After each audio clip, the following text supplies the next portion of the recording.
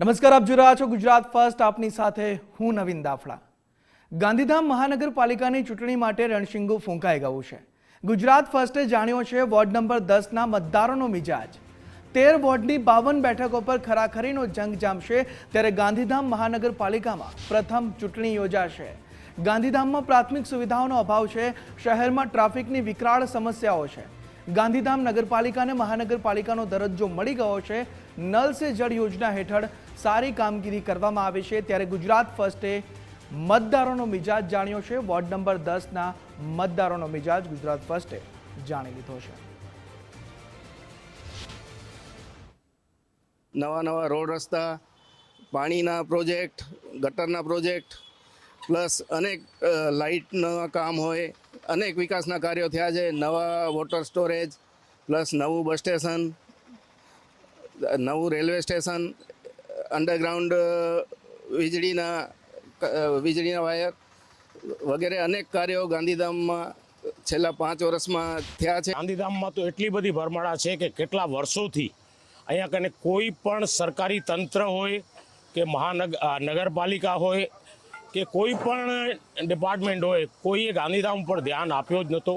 કારણ કે અહીંયા ભાજપની સરકાર છે વર્ષોથી, અને એ લોકોને ખબર છે અમે કામ કરશું કે નહીં કરીએ, પણ અમારી સરકાર આવી જ જશે, અમારા એમએલએ આવી જશે, અમારા એમપી આવી જશે.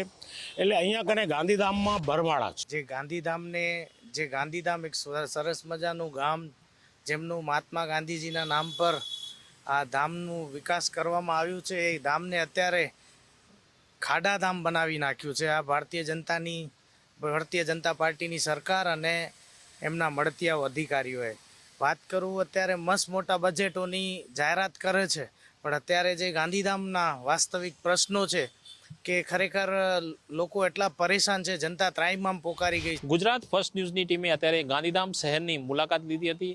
અત્યારે વોર્ડ નંબર 11 વિસ્તારની પણ મુલાકાત લીધી છે. ત્યારે અહીંના જે સ્થાનિક વેપારીઓ, સ્થાનિક આગેવાનો અને સ્થાનિક રહેવાસીઓ શું કહેવા માંગે છે તે જાણવાનો પ્રયાસ કરશું. અત્યારે જે મહાનગરપાલિકા બન્યું છે એના પછી વિકાસ કાર્યો તો બહુ સારી રીતે દેખાય છે, અને એમ લાગે છે કે આગળ જે છે એ કાઉન્સિલરો એને આગળ વધારીને બહુ સારું કરશે તો ગાંધીધામનું નામ હજી રોશન થશે. વોર્ડ નંબર 11માં જેમ ગાંધીધામનો પ્રશ્ન છે, ત્યાર સુધી પહેલેથી એકદમ વ્યવસ્થિત ડબે જે કામ થાય છે, અને હજી જે આ વોર્ડની અંદર જે સ્પેશિયલી ફૂડ ઝોન બને છે, આઇકોનિક રોડ બને છે, અને ઘણા બધા બીજા કંઈ વિકાસના કાર્ય જે મંજૂર થઈ ચૂક્યા છે અને થયા રાખે છે. અને આપણી એવી અપેક્ષા છે કે જે પણ નગરપાલિકામાં ચૂંટાઈને કાઉન્સિલર આવશે એ કાર્યક્રમને હજી સારી રીતે આગળ વધારશે અને ગાંધીધામનો એકદમ વ્યવસ્થિત વિકાસ થશે. આપ કેવા ઉમેદવાર ઈચ્છો અત્યારે? સારામાં સારા અને યંગસ્ટર ઉમેદવાર નવા આવે એવી અપેક્ષાથી સારું કામ થાય. શું ઈચ્છો છો હજુ અત્યારે અહીંયા કામગીરી થાય માટે? અતિ સુંદર કામગીરી ચાલુ છે, પણ આનાથી એ સારું પ્રયાસ થાય ને સારું કાર્ય થાય એવી ઈચ્છા છે. અને સારા કામ થાય છે.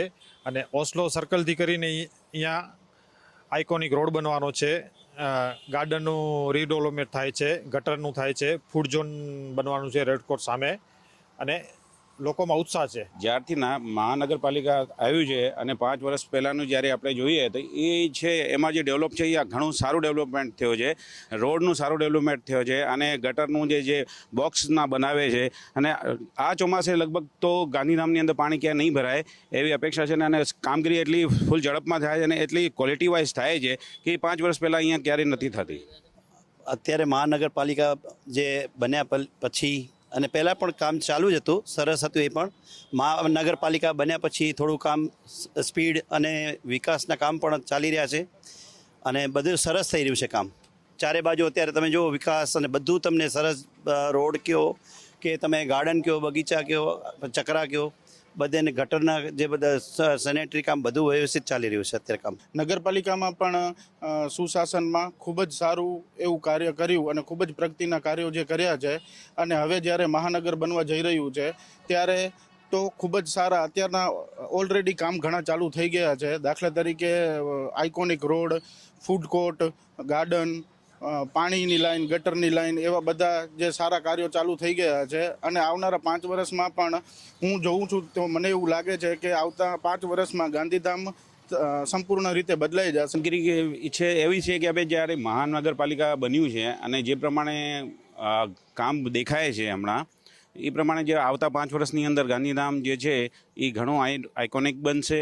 પ્લસની અંદર જે હમણાં જે અમારા ધારાસભ્ય છે એણે ઘણી મહેનત કરી છે. મહાનગરપાલિકા અહીંયા લઈ આવ્યા છે. એના પછી અહીંયા ડેવલપ ઘણું સારું થયું છે અને આ લાસ્ટ 6 મહિનાની અંદર ગાંધીધામની જે સુરત છે એ ઘણી બદલાઈ ગઈ છે. આપ શું કહેશો, શું લાગે છે તમને, કોણ આવશે, કોંગ્રેસ કે ભાજપ?